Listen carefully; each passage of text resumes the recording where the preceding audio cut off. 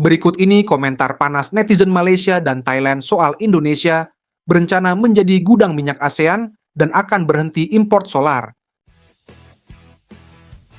Indonesia mencadangkan supaya sebuah hub simpanan minyak ASEAN diwujudkan bagi meningkatkan rizab tenaga di rantau berkenaan pada masa depan.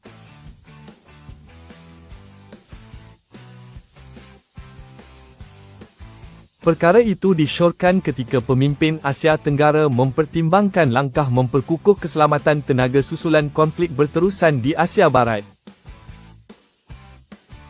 Menteri Tenaga Indonesia, Bahlil Lahadalia, berkata tiada sebarang persetujuan dicapai mengenai lokasi hub berkenaan, namun Indonesia berharap dapat bekerjasama dengan negara ASEAN lain termasuk Malaysia, Brunei dan Filipina. Bahlil turut menambah, hub minyak serantau itu akan membantu membekalkan bahan api ke negara Asia Tenggara ketika berlaku gangguan bekalan.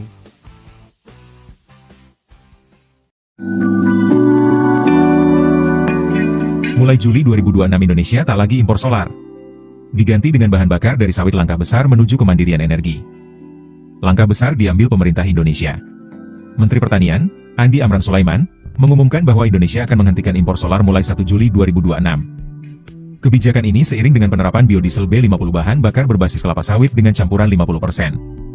Artinya, Indonesia akan semakin mengandalkan energi dalam negeri. Menurut Amran, langkah ini menjadi bagian dari strategi besar untuk memperkuat kemandirian energi nasional. Bukan hanya itu, sawit yang selama ini dikenal sebagai komoditas ekspor, kini diposisikan sebagai sumber energi masa depan. Ini energi masa depan Indonesia, tegas Amran. Ia bahkan menyebut, sawit tidak hanya bisa menjadi solar, tetapi juga bisa diolah menjadi bensin bahkan etanol. Pengembangannya kini tengah dipercepat. Untuk mewujudkan hal tersebut, pemerintah juga menggandeng PT Perkebunan Nusantara 4. Kerjasama ini difokuskan pada pengembangan bensin berbasis sawit dalam skala kecil terlebih dahulu. Jika berhasil akan diperluas menjadi industri besar. Langkah ini dinilai membuka peluang besar bagi masa depan energi Indonesia. Namun transformasi tidak berhenti di situ. Dalam kunjungannya ke Institut Teknologi 10 November di Surabaya, Amran juga meninjau inovasi teknologi terbaru. Salah satunya, traktor listrik. Alat ini dinilai jauh lebih hemat dan efisien. Tidak menggunakan solar melainkan energi listrik. Bahkan harganya hanya sekitar setengah dari traktor konvensional. Kementerian Pertanian pun langsung memesan 10 unit untuk uji coba. Langkah ini menunjukkan arah baru, dari ketergantungan pada energi fosil, menuju energi terbarukan dan teknologi ramah lingkungan. Namun di balik optimisme ini, tantangan tetap ada. Implementasi B50 membutuhkan kesiapan industri, pendanaan, dan infrastruktur yang kuat. Jika tidak, target besar ini bisa terhambat. Kini pertanyaannya, apakah Indonesia benar-benar siap meninggalkan impor solar? Dan mampukah sawit menjadi tulang punggung energi masa depan? Yang jelas perubahan besar sudah dimulai. Download aplikasi Kontan sekarang di App Store atau Play Store. Keputusan bisnis terbaik datang dari data, bukan tebakan. Mudah berlangganan Business Insight dengan subscribe with Google.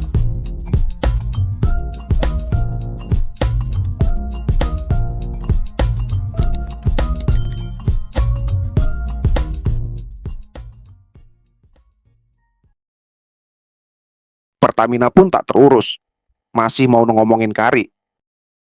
Dikira ASEAN mau mempercayai Indonesia setelah Amerika diberikan akses bebas wilayah udara mereka. Baru aja mengkhianati Asia Tenggara, jangan harap terus-terusan suruh percaya. Malaysia lebih cocok karena salah satu anggota OPEC. Ide bagus, tapi pastikan korupsi dan nepotisme tidak masuk. Udah mukanya mirip wajah orang dari Hulu Langat, otaknya aneh sekali. Bahkan negara kita sendiri tidak memiliki minyak lagi untuk menunjukkan betapa bergunanya. Muka dan namanya pun kayak Bahlul. Sekarang dia bilang dia mau menyerah, lalu nanti dia akan minta uang karena dia sudah menabung minyak di tempatnya.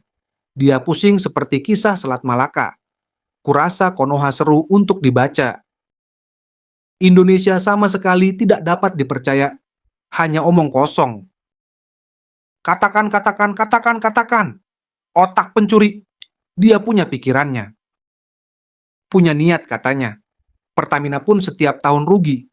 Alasan untuk para menteri melakukan korupsi. Malaysia lebih cocok untuk masalah ini. Indonesia di bawah Prabowo dan para menteri-menterinya tidak dapat diharapkan Usul boleh, tapi percaya jangan. Jangan percaya nanti habis hilang dicuri. Orang mereka berbohong. Kepentingan bisa berubah. Hahaha, besar cita-cita, ada udang balik batu. Muka udah kayak dukun, awas nanti dia korupsi. Kalau bikin di Malaysia mungkin bisa. Ubah namanya menjadi Bahlul lah, itu lebih baik. Bisakah kau percaya? Dia akan menyedotnya sebentar lagi. Negara kita sebaiknya meniru pendekatan Indonesia, tetapi tidak seluas yang telah mereka lakukan. Pendekatan Indonesia terlalu drastis, karena mereka prihatin dengan perubahan iklim, khususnya kekeringan dan musim kemarau yang berkepanjangan, yang dapat berdampak signifikan pada budidaya kelapa sawit.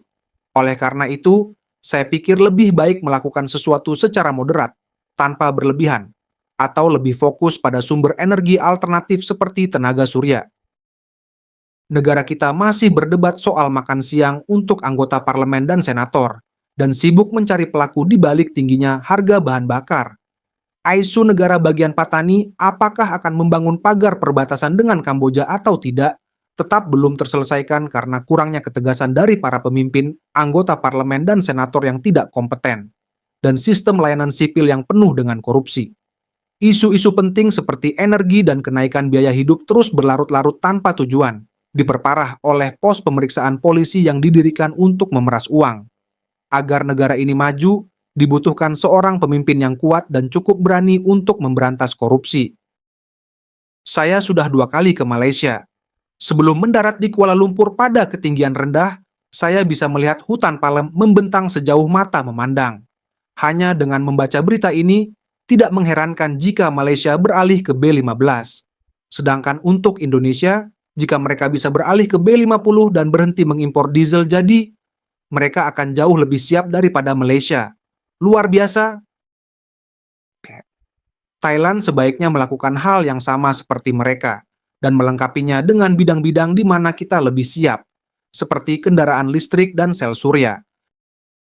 Para politisi Indonesia berpikir untuk bangsa, rakyat, dan generasi mendatang dalam jangka panjang.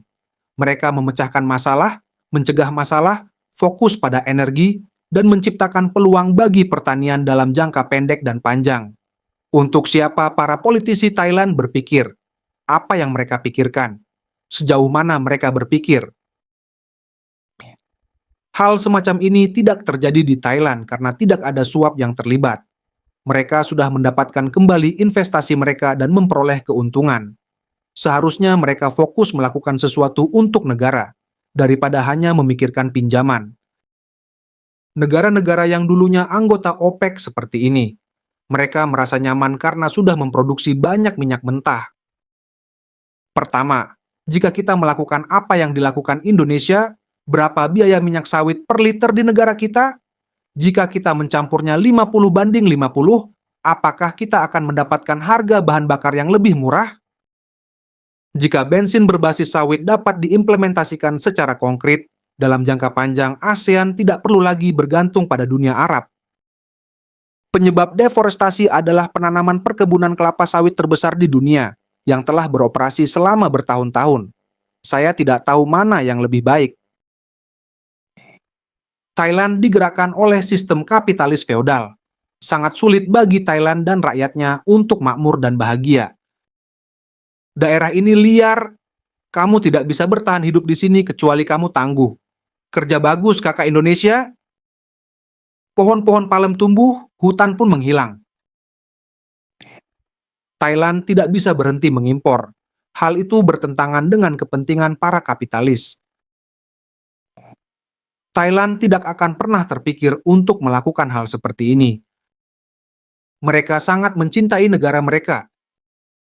Saya selalu salah paham, mengira Indonesia adalah negara pengekspor minyak. Masalahnya adalah jika pasokan minyak menjadi terlalu tinggi di masa depan, hal itu akan membanjiri pasar dan membuat minyak sawit menjadi sangat murah, sehingga kita harus mengimpornya dari Indonesia, yang akan menyebabkan kesulitan bagi petani kita. Negara kita tidak tertarik memikirkan hal-hal baik dan melakukan hal-hal untuk sebagian besar masyarakat karena ada banyak pihak yang mengambil keuntungan dari penderitaan rakyat. Indonesia termasuk negara penghasil minyak. Apakah mereka mengimpor solar dari luar negeri? Itu tidak mungkin.